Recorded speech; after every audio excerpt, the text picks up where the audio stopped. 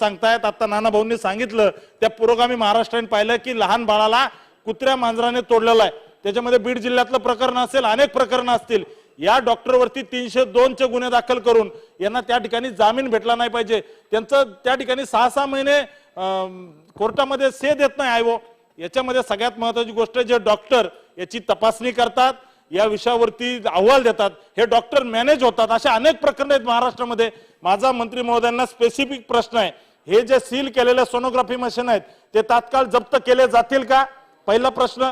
दुसरी गोष्ट, जे डॉक्टर अशा पद्धतीनं त्या ठिकाणी गर्भपात करतील, सेक्स डिटेक्शन करून या डॉक्टरचे आयुष्यभरासाठी त्या ठिकाणी डॉक्टरकीचे लायसन्स कॅन्सल केले जातील का? याचं उत्तर माननीय मंत्री महोदयांनी द्यावं. अध्यक्ष महोदय, मी जसं सांगितलं की कुठल्याही परिस्थितीत याबद्दल शासन अत्यंत गंभीर आहे. कुठल्याही कारणाने यामध्ये गय केली जाणार नाही. त्यामुळे हे जप्त करण्याचा विषय, डॉक्टरचा लायसन करण्याचा विषय, जो रद्द करण्याचा विषय, जे काही PCPNDTच्या कायद्यामध्ये खूप स्ट्रिक्ट आणि अतिशय चांगल्या तरतुदी आहेत, त्या सगळ्यांचा अवलंब करून याची एक दहशत, मी शब्द वापरतो, दहशत निर्माण केली जाईल की कुठल्याही परिस्थितीत असं चुकीचं काम कोणी करता कामा नये. माननीय हरिभाऊ बागडेजी. अध्यक्ष महाराज, आपल्या राज्याची मुलीची आणि मुलाची मध्ये जो फरक आहे तो जरी कमी जास्त होत गेला तरी मध्ये काही वेळा वाढला पण होता. तर देशाच्या एकूण जी आता मध्ये बातमी वाचली की देशामध्ये मुलीची संख्या वाढली, तर मग देशाच्या आणि आपल्यामध्ये किती फरक आणि देशातल्या कोणत्या राज्यामध्ये मुलीची संख्या घटलीच नाही, तर त्याचं काय कारण आहे तेही आपण जरा शोधलं पाहिजे आणि त्याप्रमाणे काही उपाययोजना केली पाहिजे. दुसरा प्रश्न आहे की मुलगी का नको, तर तिच्या लग्नाचा खर्च गरीब माणसाला पेलवत नाही आणि म्हणून तिच्या लग्नासाठी मुलगी झाल्याबरोबर सरकार काही अशी ठोस आर्थिक मदत, भले फिक्स डिपॉझिटच्या रूपाने का होईना, पण अशी जर त्यांनी आपण व्यवस्था केली तर मला असं वाटतं की त्याचाही आपल्याला गरीब माणसाला उपयोग होईल आणि मग मुलगी झाली तरी हरकत नाही, अशा प्रकारचा तो विचार करू शकेल. तिसरा प्रश्न असा आहे की ज्याला नैसर्गिकदृष्ट्या एकच अपत्य आहे, तर दुसऱ्या अपत्यात कदाचित मुलगी होईल आणि म्हणून असा आपला विभाग, आरोग्य विभाग अशा जोडप्यासाठी काय प्रयत्न करतो किंवा शासन काय प्रयत्न करणार आहे, असा माझा प्रश्न आहे. नाही, नैसर्गिकदृष्ट्या एकच अपत्य आहे, आता त्याला दुसरं अपत्य पाहिजे, मग त्याच्यासाठी आपण काही उपाययोजना करणार. कदाचित दुसऱ्या अपत्यात मुलगी होऊ शकते आणि म्हणून अशासाठी आपला आरोग्य विभाग काय प्रयत्न करतो? प्रश्न काही समजला नाही नाना. अध्यक्ष महोदय, आपल्या सभागृहाचे मंत्री महोदय, नानाने काय प्रश्न विचारला असं आम्हाला कळालं नाही. थोडासा मी पहिलं सांगतो, अपत्य आहे परंतु दुसरं अपत्य करण्याचा नाही, मी सांगतो, त्याच्यात काय उपाययोजना? मी सांगतो. अध्यक्ष महोदय, आपल्या सभागृहाचे ज्येष्ठ नेते पण आपले सभागृहाचे अध्यक्ष म्हणून ज्यांनी 5 वर्ष अतिशय आणि सगळ्यात सिनियर मोस्ट असे सन्मान्य सदस्य आहेत बागडे नाना, त्यांनी चांगल्या सूचना दिलेल्या आहेत. पहिल्या 2 सूचना तर अध्यक्ष महोदय मला फार चांगल्या वाटल्या की ज्यामध्ये त्यांनी इतर राज्यामध्ये जिथे मुलींचा दर जास्त आहे तर त्या ठिकाणी काय केलं जातंय म्हणून त्या ठिकाणी जास्त आहे त्याचा अभ्यास केला पाहिजे. तर ही सजेशन फॉर ऍक्शन अतिशय चांगली सूचना आहे, त्याचा अभ्यास नक्कीच केला जाईल नाना. या निमित्ताने मी सभागृहाला सांगेल की सगळ्याच देशाच्या राज्यांची माहिती घेऊ, जिथे सगळ्यात उत्तम काम चाललेलं आहे त्या ठिकाणचं आपण नक्कीच अनुकरण करू. दुसरं, तुम्ही सांगितलं आर्थिक मदत काही देताल का? अध्यक्ष महोदय, काही राज्य अशा आहेत की निश्चित प्रकारे मुलगी जन्मली की त्या ठिकाणी तिच्या पूर्ण विवाहापर्यंतची व्यवस्था काही डिपॉझिट ठेवून केली जाते. तर अध्यक्ष महोदय, मला असं वाटतं की आपल्याही राज्यात काही मुलींच्या संदर्भाने अनेक चांगले धोरणं आपण राबवलेले आहेत, तर त्याबाबतच्या सुद्धा काही म्हणजे सजेशन फॉर ऍक्शन म्हणता येईल. या पहिल्या 2 प्रश्नांच्या संदर्भात की चांगली सूचना आहे, त्याचा विचार नक्कीच करू. आम्ही महिला आणि बालकल्याण मंत्रालयाला सुद्धा याबाबतचा सूचना नक्की देऊया. पण तिसऱ्या प्रश्नाची मला आश्चर्य वाटतं की नानांना 2 मुली आहेत, आदरणीय पवार साहेबांना 1 मुलगी आहे, ते सगळे समाधानी आहेत. आणि मला एक कळत नाही की तिसरं अपत्य मुलगाच पाहिजे, मग दुसरं अपत्य मुलगाच पाहिजे, असं काय कारण आहे? एक अपत्य असेल, मुलगी असेल, दुसरं अपत्य मुलगा हो, मुलगी हो, काही हो, त्यांनी एक तर तिथं एक वन हम दो हमारे दो किंवा एकावरच बंद. आणि त्याला दुसऱ्या मुलासाठी देखील मुलगी होईल हे पण असू शकतं ना.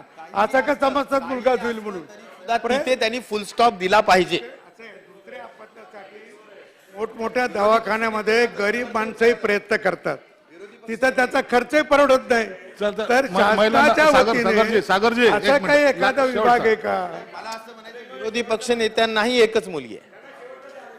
अच्छा, सूचना पटकन याच्यानंतर घे. विषय सुरू आहे. राजेशजी, कुठली राज्य सरकार असो, कुठले अधिकारी असो, हा जो लिंगभेदचा आणि गर्भपाताचा मान्य करणार नाही. आपण कायदा किती कडक केले. अध्यक्षमध्ये एक आणखीन सूचना करण्याची आवश्यकता आहे. आपण ती मान्य करणार का असा प्रश्न आहे.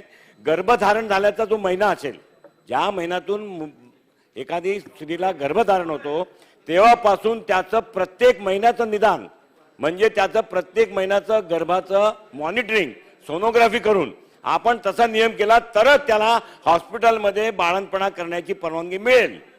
एखादा अपवाद केस असेल, जिल्हा कलेक्टरला किंवा जिल्ह्याच्या आरोग्यामध्ये करणारे काम करणारे डायरेक्टर असतील, हेल्थ डायरेक्टर असतील, त्यांना परवानगी द्या. पण तो गर्भधारण केल्यापासून त्याचा मुलाचा जन्म होईपर्यंत, बाळंतपणा होईपर्यंत प्रत्येक महिन्याला याचं मॉनिटरिंग रजिस्ट्रेशनच्या माध्यमातून आणि सोनोग्राफीच्या माध्यमातून करण्याची व्यवस्था राज्य सरकार आपण या संदर्भाचा निर्णय करणार का, हा माझा प्रश्न आहे अध्यक्ष महाराज.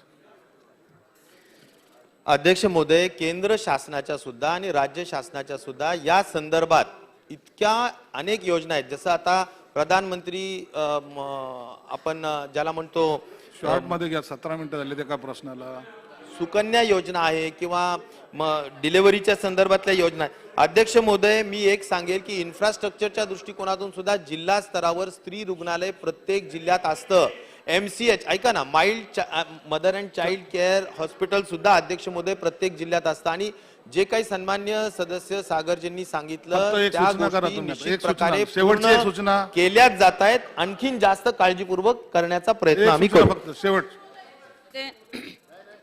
सन्माननीय मंत्री महोदयांना मला फक्त दोनच प्रश्न आहेत की मुलींचं प्रमाण हे इतर राज्यापेक्षा महाराष्ट्रामध्ये जे कमी होत आहे, त्यासाठी मुलीच्या जन्माला प्रोत्साहन देण्यासाठी आपण कोणती योजना लागू करणार, ज्याप्रमाणे उत्तर प्रदेशामध्ये प्रत्येक मुलीच्या लग्नाला उत्तर प्रदेश 1,00,000 रुपये देते, त्यामुळे त्या आई वडिलांना काळजी वाटत नाही.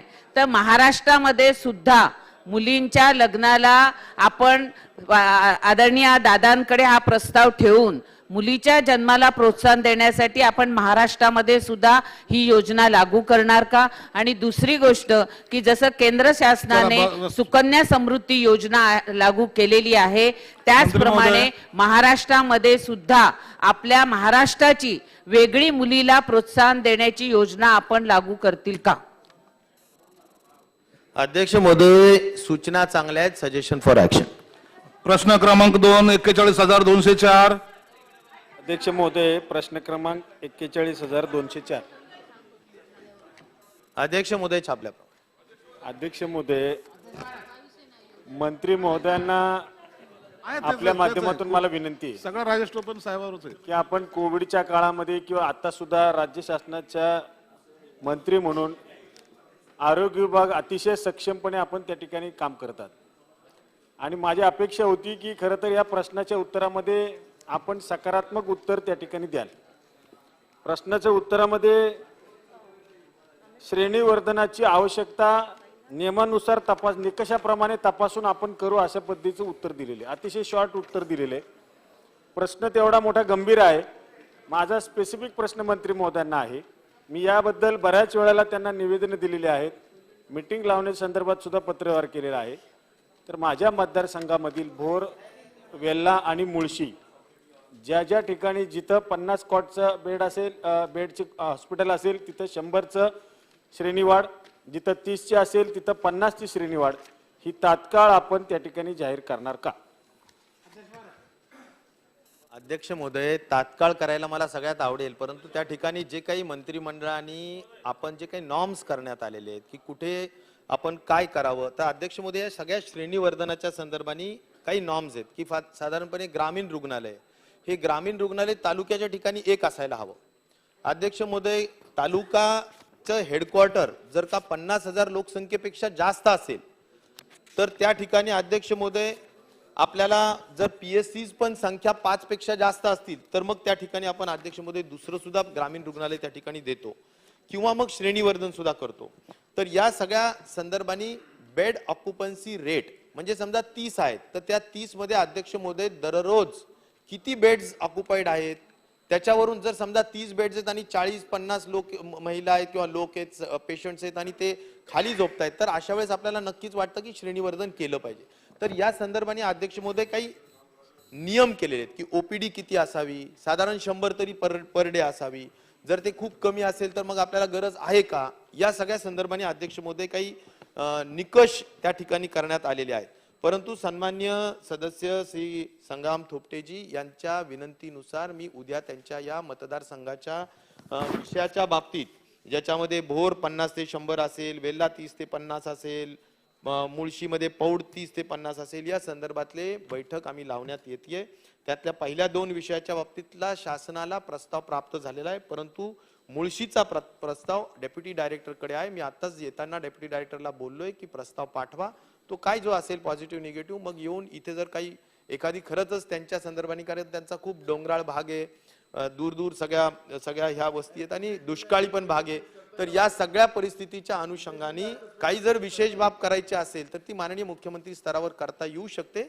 योग्य बाबतीत संग्रामजी खूप ज्येष्ठ सदस्य आहेत आणि आपण त्यांचा योग्य तो विचार निश्चित प्रकारे करू.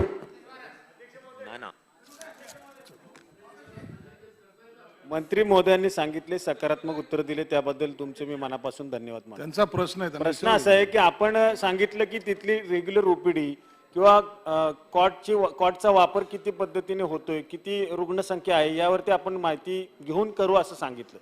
प्रश्न असा आहे की त्या ठिकाणच्या ज्या काही सुविधा आहेत त्याच बऱ्यापैकी अपूर्ण आहेत, त्यामुळे येणारे जे काही पेशंट आहेत ते जर का त्या ठिकाणी येत नसतील आणि त्याचे जर काउंट आपण करून जर का श्रेणीवाढ करणार असेल ते मात्र चुकीचं होईल.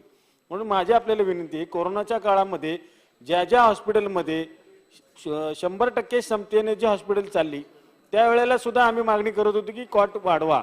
आमच्याकडे जेवढ्या कॉट उपलब्ध होत्या 30 मध्ये आम्ही 35 करण्याचा प्रयत्न केला, ऑक्सिजन प्लांट सुद्धा लावण्याचा प्रयत्न केलाय. म्हणून खास बाब म्हणून शासनाचे सर्व जरी निकष असले तरी सुद्धा खास बाब म्हणून आपण याबद्दल मान्यता देणार का, हा माझा स्पेसिफिक प्रश्न आहे. अध्यक्ष महोदय, उद्या मी बैठक लावतोय, निश्चित प्रकारे त्या बाबतीत जो काही आहे तो सकारात्मक निर्णय घेण्याचा प्रयत्न करू. धन्यवाद अध्यक्ष महोदय. बोलणार